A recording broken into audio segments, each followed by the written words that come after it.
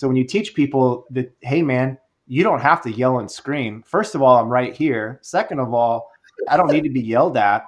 And third of all, your message, I don't even know what you're trying to say because your tone is so offensive. Discipline and hard work are supreme currencies that will always be there. You don't have to be as sexy as I am to be a plumber. I was drinking whiskey and Coors Light from the second I got home to the second I went to sleep every day. So my relationship with my wife at the time was, pretty rough. What is going on, L&M family? I got somebody here that's got some serious street cred. I just learned that he's a professional shooter, which is interesting. I think we'll learn a little bit about that. He's also a journeyman electrician, maybe a master by now. He's in the learning and development space. He is a lean trainer for Rosendin Electric, Mr. Matthew Kitzmiller. And if you can't tell already, some of y'all that have been here before, some of you repeat offenders, probably have an inkling now of why I'm so interested in having this conversation with Matthew. I got to see him present at LCI Congress in San Diego, and he's had some major impact on training and developing and educating craft professionals, which is just the thing that moves my spirit. And so we're going to get to learn more about Mr. Matt. And if this is your first time here, if you're a first timer, this is the Learnings and Missteps podcast, where you get to see how real people just like you are sharing their gifts and talents to leave this world better than they found it. I'm Jesse, your selfish servant, and we're going to get to know Mr. Matthew. Mr. Matt, how you doing, my brother? I'm good, sir. A little bit of technical difficulties, but we got it done, my man. We got it done. Hey, man, we made it through that bad boy, which, of course, that's just further evidence of you having spent time in the trades, because the tenacity that you displayed to do all the things that needed to happen for us to be on here, that's rare. I might have thrown in the hat myself if I was on the other side. So let's just get to it. I've talked about you being in training and development or learning and development, and I suspect that you didn't do it cowboy style the way I did. And why I suspect that is because I got to see your presentation in San Diego. And so there's this handbook that I kind of read about. What is it? What's that handbook of continuous improvement? So we have a handbook. Well, let me back up. So there's a couple other people that presented with me at LCI this year. We present with each other pretty much every year for the last 3 or 4.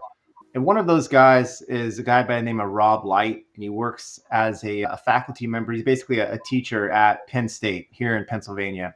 So he basically, his job is to collect data. Like, one of the parts of working at Penn State is they're a very big research institution, like probably one of the biggest in the world. So they do a lot of white papers, and they do a lot of research, and they're a very active bunch of people. I've been there to Penn State and presented in front of some of their PhD candidates once last year. Nice. Yeah, pretty neat. Definitely different. But he came to our Rosendin office in Tempe, Arizona, which is in the Phoenix area. And he was handed off to me like, hey, take this guy to Here you job. go. Yeah. So I took him, and we went to a couple jobs that looked good, a couple jobs that didn't look so good, and kind of had the opportunity to compare and contrast. And we shared a lot of information back and forth as far as, what good lean products look like from the production standpoint, and what's some that could use a little bit more lean culture. So and he did that with several other organizations other than the one that I work for, Rosendin Electric. And he basically started putting together this handbook and used a lot of the research that he got from his site visit to putting this handbook together. And it's a collection of ways that lean resources are applicable to actual trades. There's a lot of things in that lean sandbox that play well with perfect star alignment, but there's a lot of them that really lend themselves to actual trade work as well. So that's basically what that handbook is. Awesome. All right. Well, let me know what you think about this, because I have this debate. It's probably more of a complaint, or maybe even more of me just whining. But GCs, this is me saying this out loud. This is not you. This is me.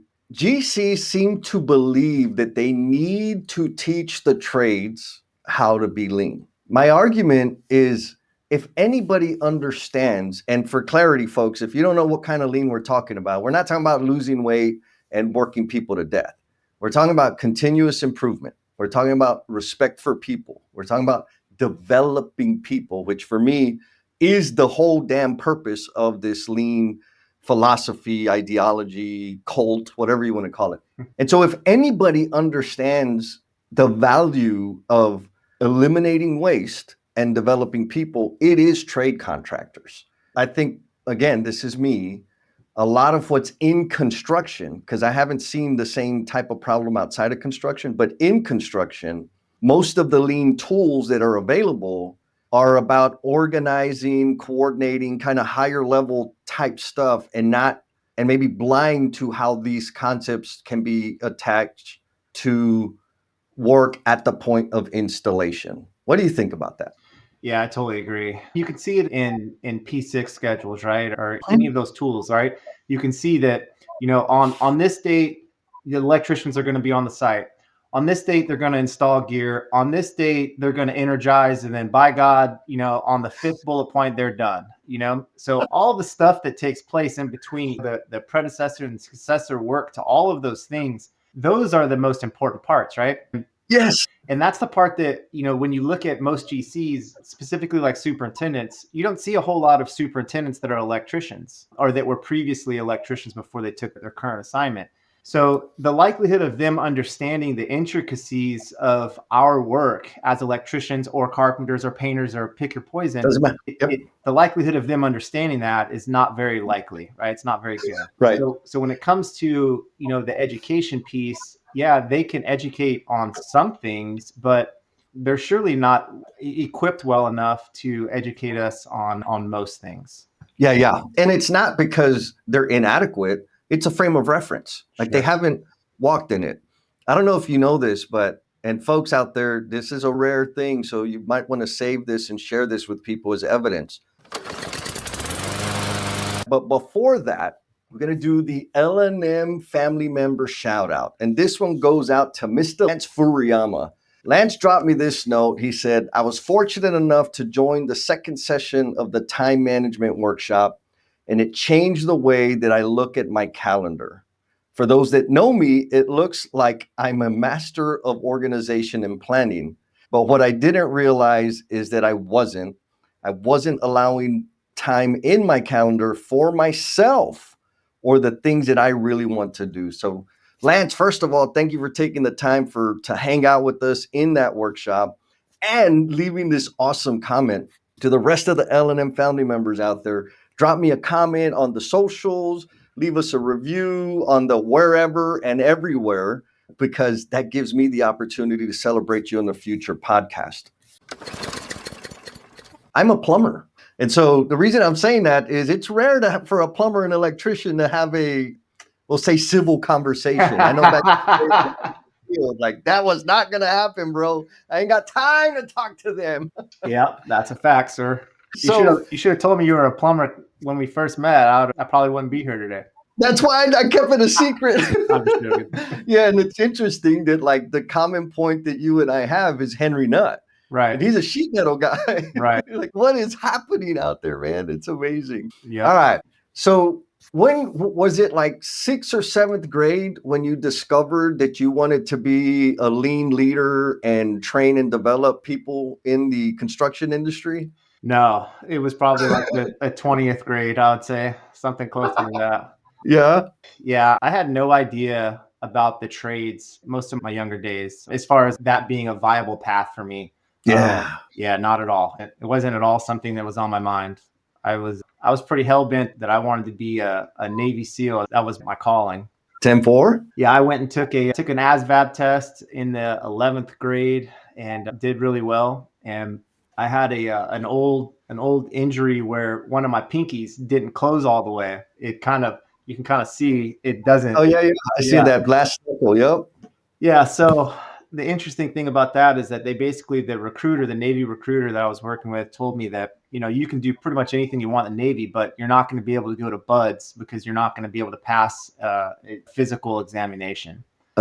So from there, I kind of asked him a couple other questions like, hey, well, what else prevents me from being in the Navy? And he started telling me, well, tattoos and all these other things. And so in my infinite wisdom at 17 years old, I kind of took that as, all right, well, I'm going to start getting tattooed a lot. I'm going to show you people what's up. And I'm Of literally course. like covered in tattoos present day. So from there, I didn't really know what I wanted to do. I wound up dropping out of school in the 11th. That was my 11th grade, the end of my 11th grade or going in my 12th grade. I dropped out of school and I didn't really know what to do. I had a friend that had an opportunity for me to go to this aircraft mechanic school. And I'd met somebody the next, I don't know, week or so as I was kind of getting my paperwork together to apply for the school. I met this person that said, hey, my friend owns this elevator company, and I know he's looking for people. So if you're interested, let me know. And I was like, I didn't even know people work on those things. And yeah, this is That in the, sounds boring. yeah, it sounds horrible. This is like in the South LA area where I lived at the time. So yeah, I took this job for this Turkish dude named Ted in the Long Beach area. And after, I don't know, probably 3 or 4 weeks, we were building residential elevators there. And after about 3 or 4 weeks of being on these jobs, I started noticing that, there was these guys that were, a different trade, and they always seemed to be shooting the shit and having fun and carrying on. Chilling. And I remember asking my journeyman one day, I was like, hey, man, oh, don't worry about those guys, and I'm like, well, who are they? Do they live here? Do they work here? Oh, those are the electricians, bro. Don't worry about those guys. That's so awesome. So a very short amount of time later, and I, as an elevator guy or elevator person, I wouldn't really call myself an installer at that point in my career, but working in that craft, you do a little bit of everything. You do some electrical work, you do a lot of Right. plumbing, you do a lot of everything. And I had already like kind of fallen in love with the wiring portion of my work, which is, I was very new to the job. So I did very little work, but they did throw me a couple bones here and there, allowed Right, me to right. work on some electronics and some electrical stuff. So yeah, probably the end of 1997, something like that, I went to work for an electrical contractor in the South LA area. I did that for probably 2 or 3 years. Then I moved to Central California, so 3 hours north of LA, or 3 hours south from the San Francisco Bay Area is an area called San Luis Obispo, California, Okay. which is one of the pretty much God's country, the most beautiful place I've ever lived. Beautiful. Yeah, Yeah. I mean, Yeah. if you imagine where country kind of living in the ocean come together, the Pacific Ocean kind of come together, that's what this place is. Just expensive to live there, but I made it work, figured it out. I stayed there for about 5 years. I moved to the Phoenix area, and I'd been working as a non-union electrician the whole time. So So did you go to like apprenticeship or you just went straight to work? I went straight to work. Yeah, I went Okay. straight to work. Okay. So 2005, I got to the Phoenix area and took a job in a similar kind of shop as I worked at in California, some light commercial, but mainly, heavy residential, like custom home type stuff.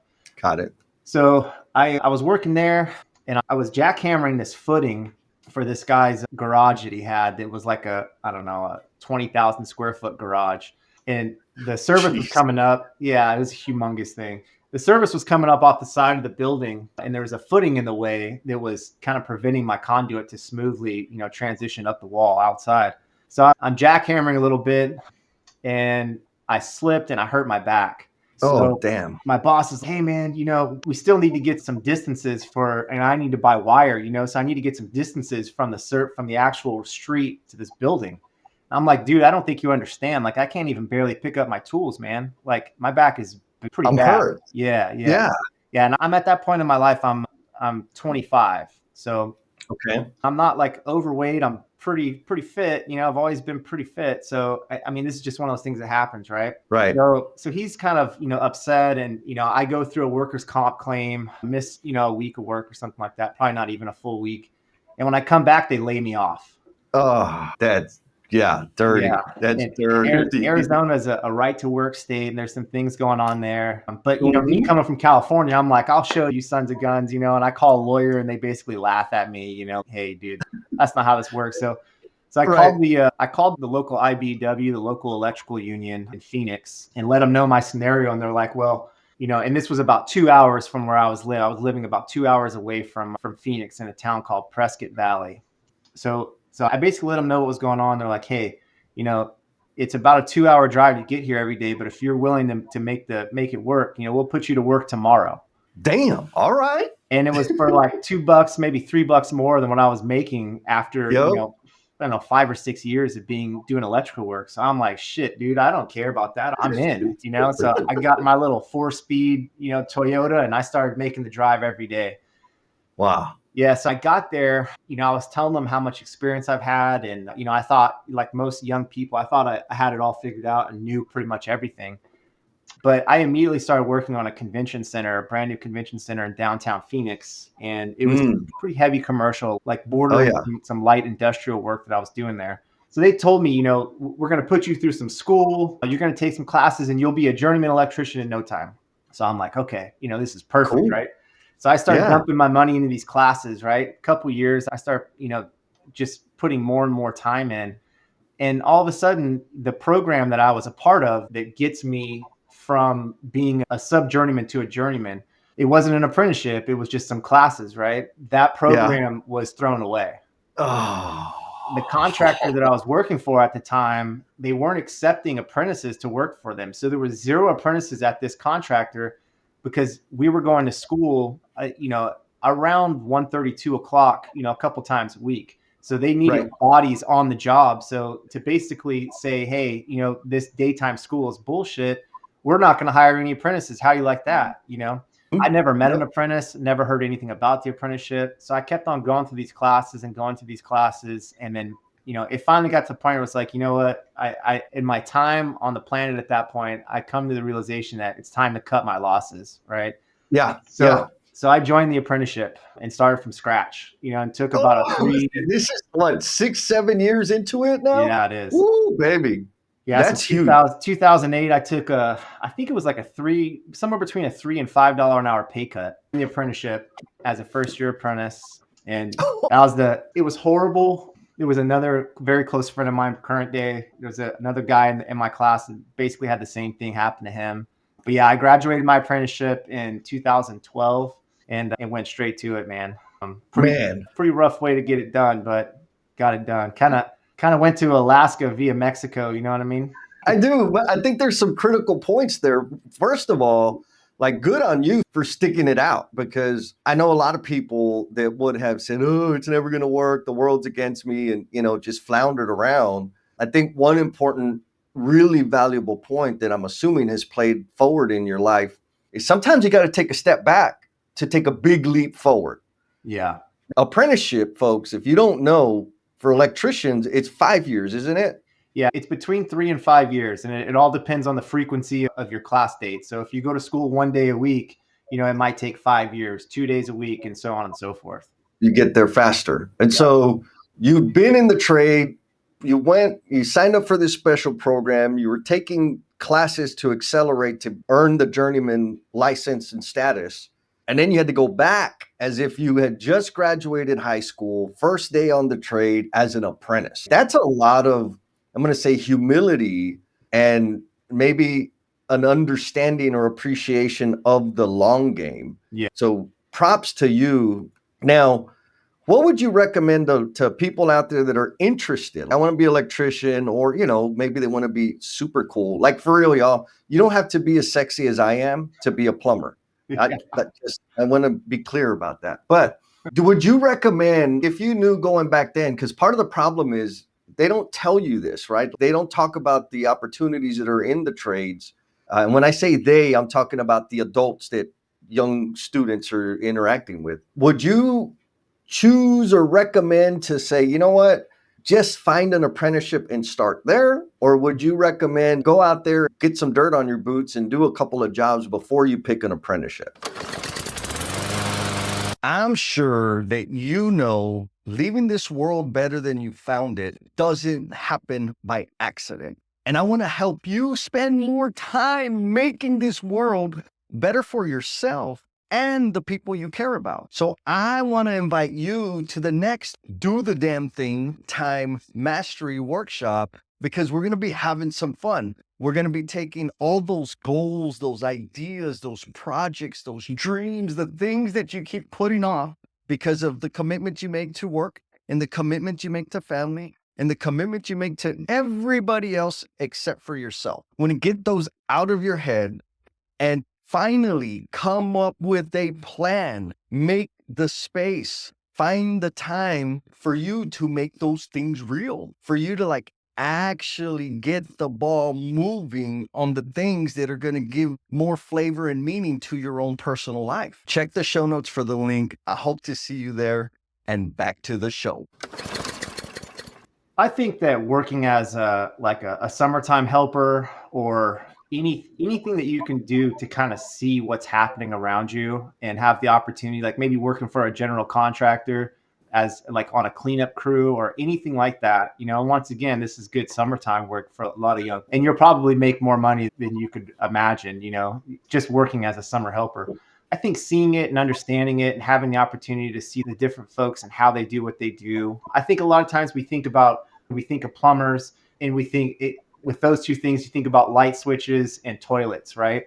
And it's Yes. a very small portion of our job, right? I mean, Right, totally. the very last finished product is that toilet or that sink or whatever fixture you're dealing with, or light switches or Outlets. Yep. whatever it is.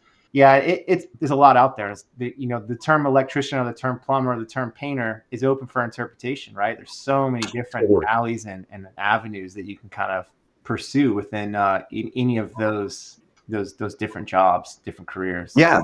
I mean, there's service, there's new construction, there's renovation, there's residential. Right. And all of those four, my dad's a plumber. That's how I got into it. And he liked doing residential service plumbing.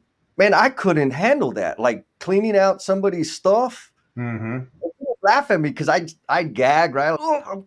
You're not a real plumber. I'm a commercial plumber. I like new stuff where I don't have to smell the stink or see the stink. That's my style. I tried service for a little bit. And the guy that I was riding with, 2 days into it, he's, bro, you're not a service guy. You need to go back to the construction side. I said, no problem, because this sucks. I don't appreciate that. But the point is that there's a whole world, like a whole galaxy of work and experience to build in the trades, whatever trade you choose to go after. So you've given us some light. You got your journeyman license. You didn't give up on that, which is interesting. I want to come back to that. But you told us about your pinky, and you also mentioned that you're like a professional shooter. How did that work? So I guess the pinky doesn't keep you from being a pro shooter, huh? No. The irony there is there's a lot of special operators, like a lot of SEALs and Green Berets and things like that in the competitive shooting world. And let's say that very seldom are their names on top of mind when it comes to the final pecking order after shooting matches. Yeah. Oh, and I bet you love that, huh? Like y'all didn't want me to play with you, and I'm smoking you now. Yeah. Well, I'll tell you, to get to the shooting part, I'm gonna go down a little bit further down the hole of how I got there professionally. Man. That's a huge thing. So I graduated my apprenticeship about, I don't know, 2 or 3 months before I graduated my apprenticeship. My general foreman, so my boss's boss, he was keeping me in the job trailer I was working at an Intel campus in Phoenix, Arizona, big industrial complex where they semiconductor plant there. The jobs we were working on were kind of slowing down. So he had me in the job trailer running through all this leadership training that we had back then. So every day, that's all I did for, it feels like an eternity. And I was cussing them and telling them every day, I don't want to do this anymore. I don't care. I don't want to be a foreman. I don't want to do any of this. And as an apprentice, one of the parts that kind of sucks from time to time is that you can't quit your job unless you want to go in front of the apprenticeship committee. So I couldn't even threaten him that I wanted to quit my job because he could just laugh at me. You know what I mean? So anyway, I was learning how to be a foreman and all the leadership stuff. And I was reading the foreman's manual that my company has produced. So when I graduated, which was in December of 2012, I was a journeyman on my tools for about 4 hours. And they called me up. Yeah, they called me up and gave me a phone and an iPad or a phone and a computer maybe, and basically told me, hey, there's this new thing called BIM, building information modeling, and I think you're going to be a perfect person for it. We're going to set you up. You're going to have a little crew, and you're going to start detailing and learning how to do this. So I did that for probably 2 or 3 months, and then they asked me to go and work in the corporate office and start doing the same thing. So I thought there was going to be some training, but once again, it was like, hey, Matt, here's some fire, we're going to throw you right in it, right? Yeah. So I'm learning how to use, all these programs and learning how to model electrical equipment. I did probably, I'd say, about a week of training, very informal, a couple of people standing around me and kind of helping me from time to time when I got stuck. And then they gave me a job at the University of California, San Francisco at a it's a hospital there. It's a specialty medical facility, but Yeah. they were renovating it. And that was my job. So I went to work every day in an office at that point, and I basically I drew all the electrical systems, and then I coordinated that all of those systems with the other trades, on weekly Mm. calls, and making sure that we can all play in the same spot. So building information modeling, BIM, basically you 3D model all of the electrical equipment and all of the plumbing stuff and all of the framing, everything. Everybody coordinates it. You build the model, and then once we were feeling pretty good that everything fits pretty well, then you start releasing Then packages to actually construct it. fabricate. Yeah. That's kind of what that means. So I got two questions. Yeah, shoot. The first one is, why did they pick you for that job? Did they just flip a coin? Did they ever tell you?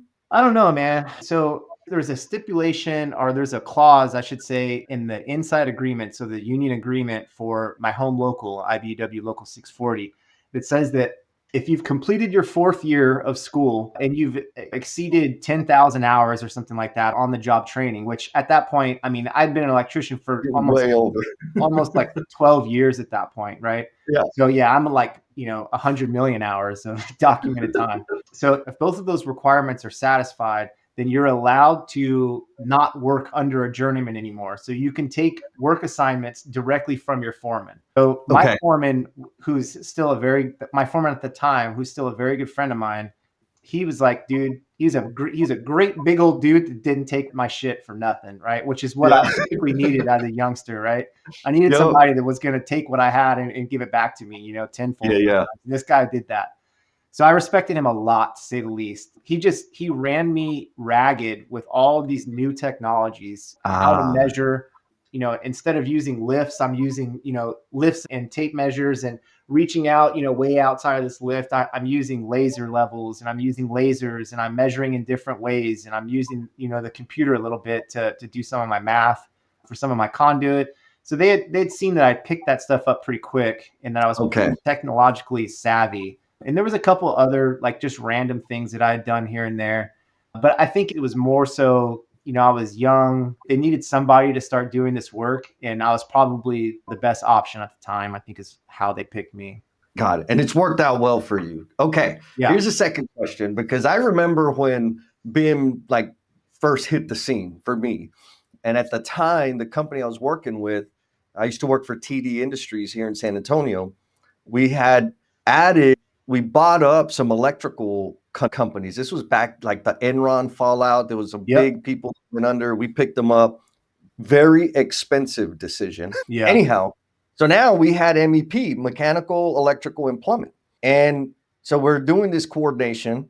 And I'm like, oh, this is going to be awesome. So we don't have to fight anymore in the field, right? I got there first. And I'm guessing that you weren't this type of coordinator, but the guys that I was working with, we'll just say in the first 3 years of BIM hitting the scene, the electrician's definition of coordination was they just needed from structure down 4 inches and from ceiling up 10 inches, and their coordination was done. Please tell me you weren't that kind of guy. No, negative.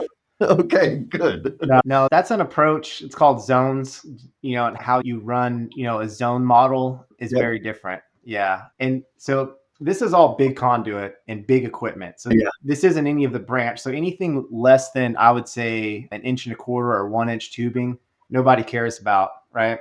The only clearances that I needed to worry, I mean, those are things we'd figure out in the field typically. Right. Yeah. So this was all big stuff, all the 3 inch and the 4 inch conduit and all the, all the cable tray. Right. Yeah. Got it. All right. So I cut you off. You're at UCS. Right. On the verge of starting to outperform Navy SEALs and special ops people shooting. Right. Yeah. So I'm on this job. Everything's going great. And then I get this call at 7:00 at night on my work phone, which, strong union person. 9 times out of 10, I turn my phone off, but I happen to have just left it on. Yeah. So this call comes through. I take the call. It's my superintendent at It's not even a superintendent that I work for, but it's somebody that's very respected in my office. So I Okay. take the call and he's like, hey man, I need you to report to this new job. And I'm like, okay, when, and he's like, tomorrow. I'm like, dude, I have a job that I'm working on, you know what I mean, in San Francisco. And he's like, yeah, I don't care about that. Somebody else will deal with that. This is from the very top down that they want you specifically on this job. And I was like, okay, well, I mean, I rode a Harley pretty much every day. I lived in Arizona, so that's kind of what we do there. So I was like, dude, like somebody needs to bring my computer. I ride a motorcycle. I don't care about any of that. Just be there. This is the address tomorrow morning at 7 a.m. Jeez, So I'm like, okay. yeah. So I pull in, I'm looking around and it's like less than 10 minutes from my house, which is amazing, right? Woo. Right. And it's when you try to search for this property, it just says that it's First Solar, right? Just some random, humongous, hundreds of thousands of square foot, just huge space. So nobody knew what was going on. It was really crazy. I'll spare you all the drama. It was a company that was building glass. So this company, these are all typically sapphire crystals on an iPhone. The Okay. actual lens is made out of sapphire crystals. So this company was contracted through Apple to build those sapphires. And by build them, I mean grow them. So there's these ovens and all this stuff that they use. And I'll spare you the details, but it was a very hush-hush job. We didn't even know we were working kind of indirectly for Apple. The security was ridiculous. Yep. The guy who I reported to directly there, he had made a humongous error and they fired him, which is pretty hard to do at my company. You have to work at it to be fired from Rosendin. So they basically said, hey, this guy's out, you're in, you're the guy now. And I'm like, bro, I just graduated the apprenticeship like weeks ago. I feel like this is crazy. You know what I mean? But I talked to that same superintendent and I'm like, hey man, how often, like, what are my work hours? And he's like, Matt, I want you to be here every minute that you can be here, 7 days a week. And I'm like, say less, dude. I'm an hourly employee. You know what I mean? Oh yeah. So you're like, yeah, yes. So I was working at my apprenticeship at the time, part-time, but collectively I was working between 70 and 80 hours a week. So yeah. And getting paid for those hours. And getting paid big money. Yeah. I'd never seen paychecks like that. But going back to some of the trials and tribulations, like to do something like that for me, I was drinking whiskey and Coors Light from the second I got home to the second I went to sleep every day. I mean, 7 days, I would do it 8 days a week if there was 8 days in the week, every day. Yep. So my relationship with my wife at the time was, pretty rough. It was a lot of sacrifices to work with that type of just nonstop chaos. So I did that for, I don't know, probably a year and a half on this project. And then I had the opportunity to work directly with Apple and a couple other different, I could stay with Rosendin, of course. I had some different options there to work with. And I wound up taking this job through a sister company of Rosendin called Modular Power Solutions. And they build modular electric rooms for the data center industry. So it's a little startup company that we had. So I went there as a design manager, took the job, basically worked there. There was like 4 of us that worked in the office. And I think there was probably 30, 35 people that worked in the field at a factory in Sherman, Texas, just north of Dallas there. Okay. Yeah. So I start making these trips back and forth. With a little startup like that, there's not enough people to do all the jobs. So everyone that works there has, 12 different hats. So I started making the trips. One of my hats was a deployment manager. So I would fly out wherever these products were being sent, these electric rooms were being sent on trucks. They're humongous. I would be there to kind of help along the subcontracts with the people that are installing them, the integration piece, making sure that they don't. So you were selling them outside of Rosendin. So it wasn't just okay, got you. Yeah. So this company that I worked for, they designed these electric rooms and then they subbed out the actual construction of them to Rosendin. So when we shipped them out to a data center, sometimes Rosendin would be the actual electrical, company on site, but more times than not, they were not. So the subcontract, I'd have to kind of move that along, sometimes set them up, sometimes not. But so I'm traveling a lot. Like at my highest, I was flying, I think the most I did in a year was like 158 flights in a year. Oh, baby. Yeah, a lot. So yeah, once again, I'm almost getting divorced before I'm even married. So I keep on at it. I keep doing that work. Then I get to the point where we needed a second factory, right? We weren't putting out enough work and we had a big job in Prineville, Oregon with Facebook. So they asked me if I'd be interested in running my own factory in Arizona. And I was like, yeah, absolutely. So so we jumped right in. In fact, my friend that was in the apprenticeship with me that I said had a similar story to mine where he had worked non-union a lot. He was actually the general foreman under me, Nice. one of the two general foremen that were under me. And from there we started building them there, man. We had one humongous successful project at Facebook. And when that was done, they basically closed that factory and I went to work in an office and basically worked in an office for the next 6 or 7 months. I had a guy, I know this is a long story, but I'm getting there. I'm almost to the shooting, my man. Yeah, So yeah, you're good. there was a guy that worked for us. We had one guy that did all of the estimating and he had a terminal illness and he's Oh, passed. But Parker was the only guy responsible for all the estimating. So they asked me to go into the local Rosenden office and basically do a quick down and dirty apprenticeship with the chief estimator there in the Rosenden Division okay. 4 office.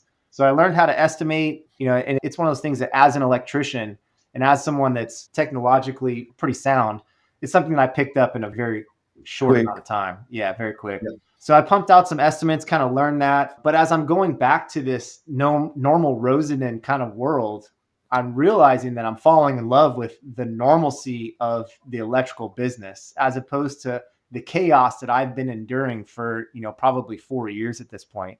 Right. So yeah, I'm falling in love with it. And there's 13 or 14 Rosenden offices in the country. And I was very fortunate that our CEO worked out of the same office that I worked out of. I was Okay. visiting there. So I would meet with him every morning. He was an early bird and I'm an early bird. And I would just have, shooting the shit with him a little bit, having a little coffee in the morning times. And I'd ask him, hey man, I'm thinking about, maybe coming back to Rosenden. Do you have any idea where all of my skill sets can kind of come together? What would make sense for me? And he said, Yeah. the QA/QC area and training are the two places that I think you would really shine. Yeah. So I thought about that. I went back to my office at Modular Power Solutions and I went from, like I said, working crazy hours to now my job was to sit in this room and put estimates together. And I mean, my day, I was working, 30, 40-hour weeks. It was like Right. a normal thing. Well, my wife was in nursing school. I'm accustomed to nonstop grinding. And I started shaving off a lot of the weight that I had gained from drinking nonstop for Yeah. several years. So I was at a shooting range and this guy kind of came up to me and he's, hey man, you seem to be coming here pretty regularly. And I'm like, yeah. And he's like, you ever think about, getting out of this little box that you're shooting at a piece of paper and maybe doing some running and movement? And I'm like, I didn't know that was even a thing, man. And he kind of turned me on to this. There's a weekly match on Tuesday nights in Arizona at a gun club called Rio Salado Sportsman's Club.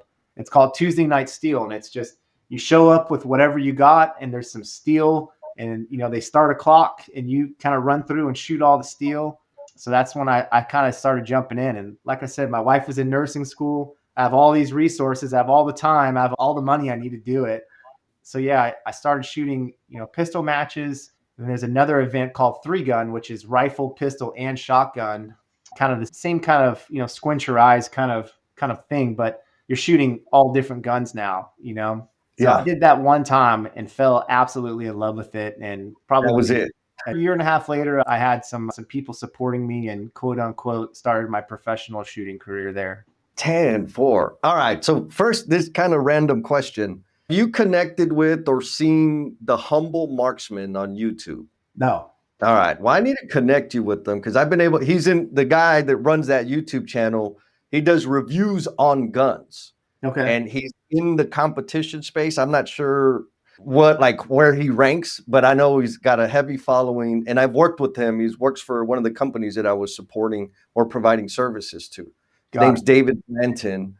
So maybe I'll connect the two of y'all because y'all have something like pretty similar or a shared interest. Yep. You've said it already, but like the estimating, there's a level of detail there that people with brains like me cannot suffer. I just don't have that, whatever it takes to stay in that space. I could do it, for maybe a day, a year, but not every day. And shooting, I'm sure especially like what you're talking about, not just standing there, but you're mobile, moving, etc. There's a lot of things that you got to learn, improve, tweak, and adjust to be performing at the level that you're performing. And then the big switches, you've had some pretty significant shifts in trajectory in your career. And all of that combined kind of comes to me and says, highly flexible, highly adaptive, and a rapid learner. Were you always aware of that? That's kind of like the meta skill? Yes. Were you So, like, have you always been aware of that, or when did you become aware of that little concoction of awesomeness? man, I'll tell you that growing up in the South LA area is a pretty rough area. It can be a pretty rough area. So Yep. learning how to kind of chameleonize myself and kind of being able to jump in wherever I needed to jump in and kind of spooling up a little quicker than everyone else. I started learning different ways, man, where, you think about two dogs, before they're best friends, they're smelling each other and sniffing around, going in circles. And then after a while, after a short amount of time, they're either going to fight or they're buddies, right? And Yep. I started using those kind of analogies and those kind of metaphors in my Mm, head of like, how can I shorten this process? And then you add the fact that I'm literally covered in tattoos. right. So I'm not as approachable as the average person. I know a lot of that's changed, but I've learned different techniques.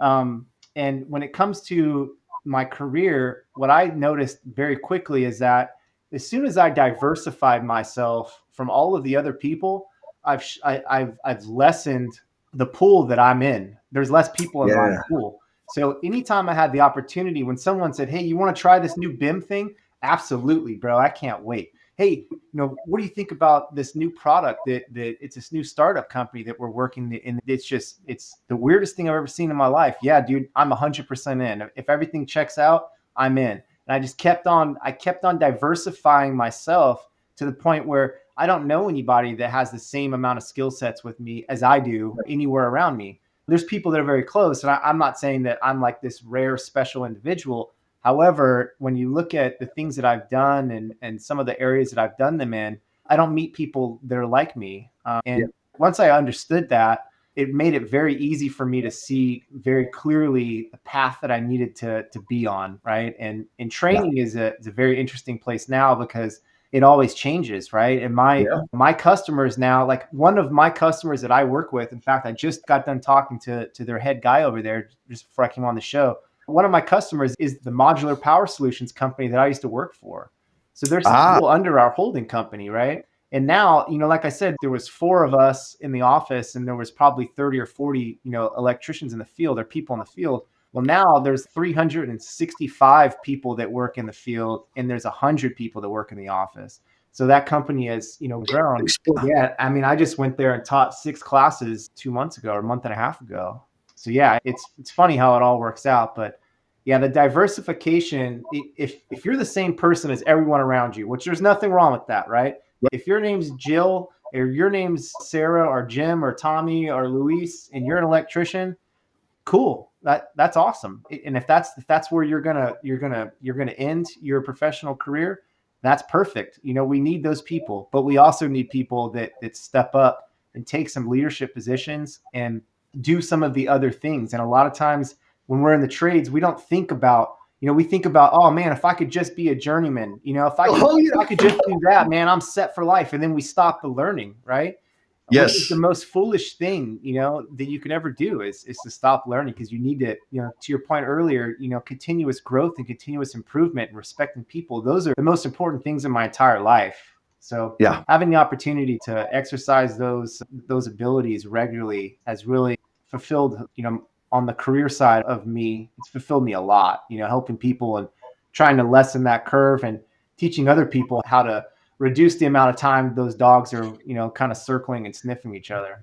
Yeah. All right. So you mentioned the fulfillment you get out of training and developing others. Yep. You also said that you deliver training to a different company. Yep. So my understanding is you have your full-time learning and development for Rosendin, and then you go and deliver training like on the side or as a part of the company. How does that work? So the company that it's an interesting question. So like I said before, that company, Modular Power Solutions, they're under our holding company. So we own that company. So they're under the umbrella. Okay. Right. So the people that work in the office the same business model or structure is still holding true. So the people that work in the office work for that sister company of ours. The Got it. people that work in the field there are actual Rosendin employees. So that's Got it. never changed. So I'm still working for Rosendin and going and teaching, a sister company and the electricians. If I can get field and office employees in the same sessions, that's like the best thing ever on the Ultimate. planet. Yeah, because Yep. anybody who knows construction companies, a lot of times field and office don't play well. And when I say a lot of times, I mean all the times. All the time. Truth, brother, truth. Yeah. Oh, I love that so much. Okay. So what's fulfilling about training? Oh man. So most electricians, and you can sub in any trade you want, but most Yep. electricians, we start the job sometime after the job is started, we show up, boots on ground. And sometime Yep. before the job ends, we leave, right? We have these magical creatures that start these jobs and these magical creatures that finish these jobs, right? The Yeah. top-notch people start them and finish them, right? Oh, yeah. And you might have a couple helpers, a couple apprentices on the front end and the back end, but most, like the bulk of the people, are coming in when we need labor now, right? So when you ask any electrician, and I concentrate on field leadership because I don't have the opportunity to train every single electrician on the planet, but Right. when you ask them to do certain things so we can start the next job, better than we did the last one, or we ask them to do certain things so that we can finish this job strong, and they don't understand the full spectrum of the electrical business, from request for a quote to actual closeout documents or closeout work that we do. When they understand that full spectrum of our business, they're much more intelligent, right? Now we're filling in all of these gaps of knowledge as far as how the business actually works. So when I'm Yes. asking them to do things so that this job finishes strong and they understand the why, then they're not making up their own why, right? They Yep. already understand it. So when I see them understand that, I think one of the most fulfilling things that I see is teaching somebody that I've been working side by side with. Like when I go back to, I live in Harrisburg, Pennsylvania now, so I don't see the people that I worked with in the field very often. I mean, I go to Arizona, I'm there in 3 weeks from now, and I'll see some of them again. But when I first started training, I was training in Arizona. And when I would teach these guys that I've been, some of them were my apprentice. When I say my apprentice, I mean they were apprentices of mine at the apprenticeship that I was teaching at.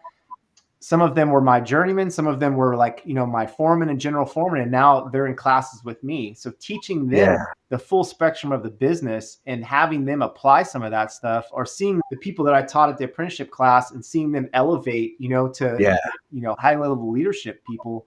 That's super fulfilling, man. And I've been beating my head, like most of my earlier career, I'd beat my head against a concrete wall and somebody would kind of come up and be like, hey, metaphorically speaking, they'd say, hey, there's a door right there. You don't have to keep banging your head against that wall, So Yes. I guess for me, it's kind of, sharing that information. And a lot of times we have that ability, we have that ability to share the information, but the ability to tell a story is something that we've lost, right? And the ability Yes. to share and communicate and get in front of people, right? These are things that terrify a lot of people. And they terrified me initially. Yeah. So going to LCI or there's a couple other conferences that I speak at. I went to Finland last June, same thing, terrified, it's hard, Yeah. but you have a message that people need to hear and they want to hear. Yes.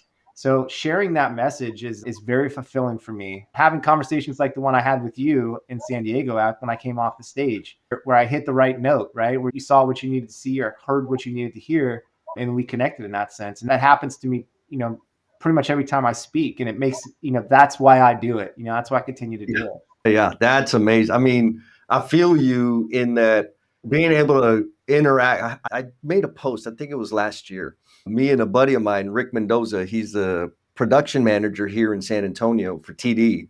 When he and I met, when we were sniffing each other out, it was the first time I was ever a foreman. And it was a university hospital, 4-story kind of training education facility. Biggest project I ever had.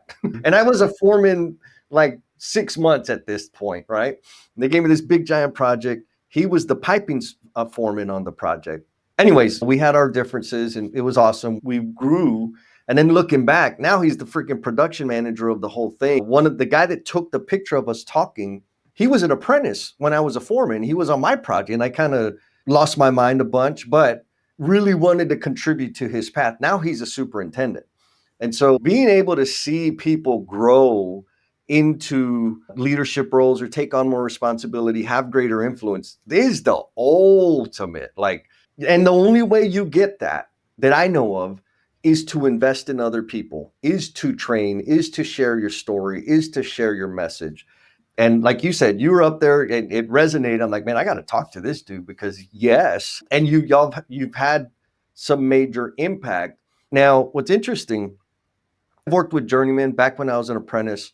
I remember the first Journeyman that I worked with that wasn't my dad. His name was Oscar. And the reason I remember him is because he was a son of a bitch. Hmm. Like, I was my first job out of high school on a commercial construction site. And he said, hey, go grab the snap cutters and cut that piece of cast iron. And I'm like, what's a snap cutter?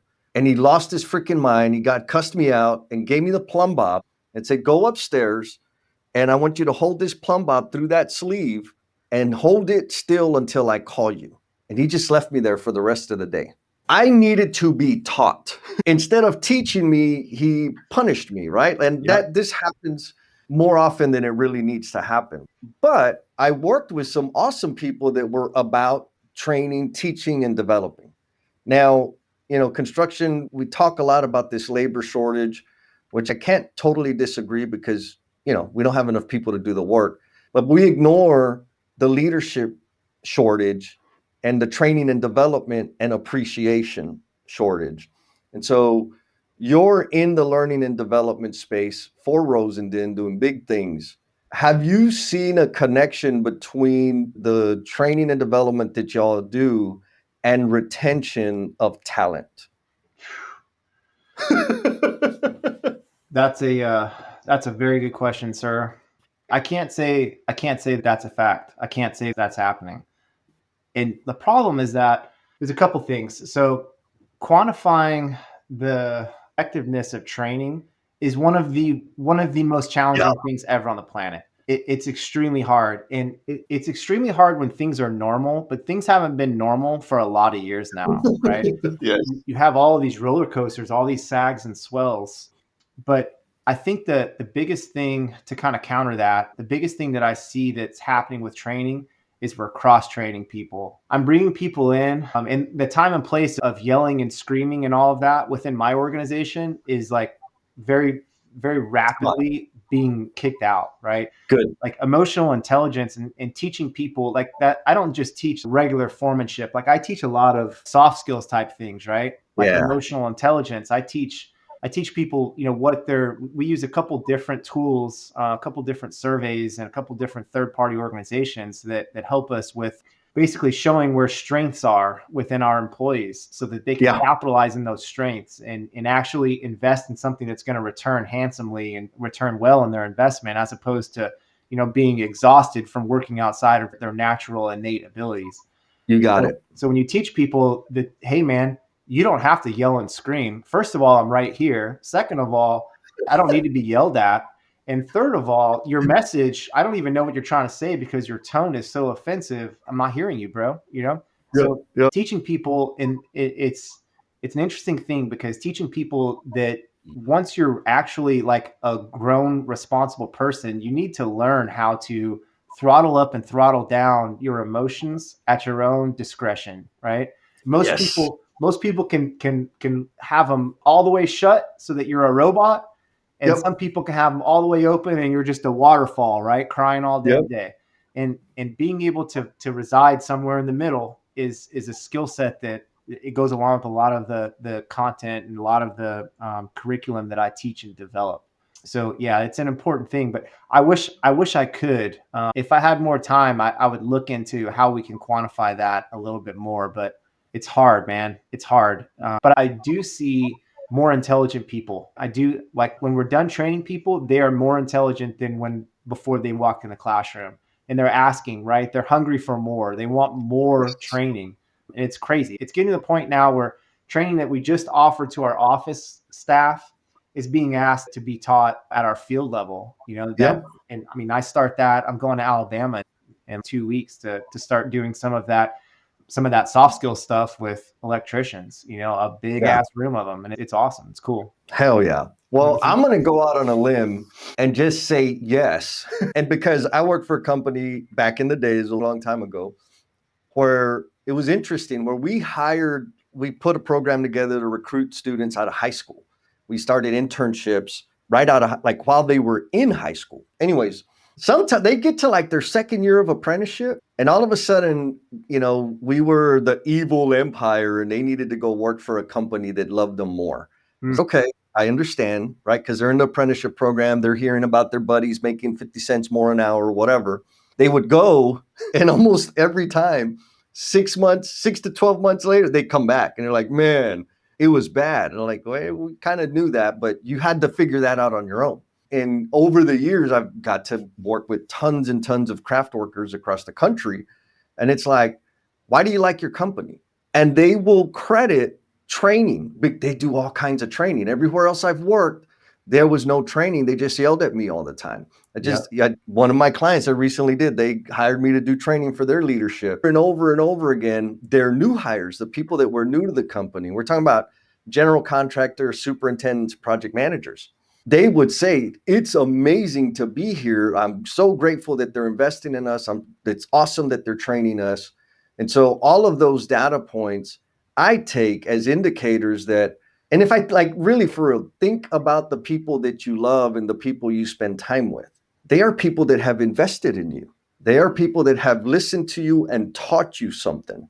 And so as an organization, if you're not investing in your people, if you're not developing them, helping nurture some of their skill sets, like you're missing out because others will. Yep. and you're going to lose the personnel that you have. And so applause to you for taking that on as the next step. I got one heavy closing question that's it's a curveball. Mhm. But before I get to that one, I want to ask you, you've been down this windy road, which is amazing. You can chameleonize yourself and learn at an extremely rapid rate. What do you think the next big step is? That's a very good question, sir. So it's an interesting one in that I'm at a point right now where I'm still traveling a lot. I can travel probably, I would say, between, I don't know, between 5 and 10 days a month. I travel. My wife is a nurse. Like I told you earlier, she went to nursing school a while back. Now she's going through a graduate program to be a nurse practitioner. Nice. So she's basically going to be a doctor here in about a year and a half. I have a daughter that's 19 months old. My wife is significantly younger than I am. She's almost a decade younger than me. Okay.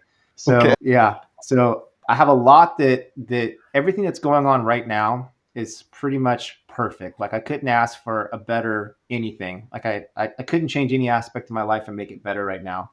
So I'm at a point where, and that's kind of one of the beauties of not relying on my career as being my sole source of measuring of ability, you know? Yeah. So I still carry all my sponsorships. I still shoot pretty regularly. I mean, it's winter. It's literally snowing outside of my office window right now at home.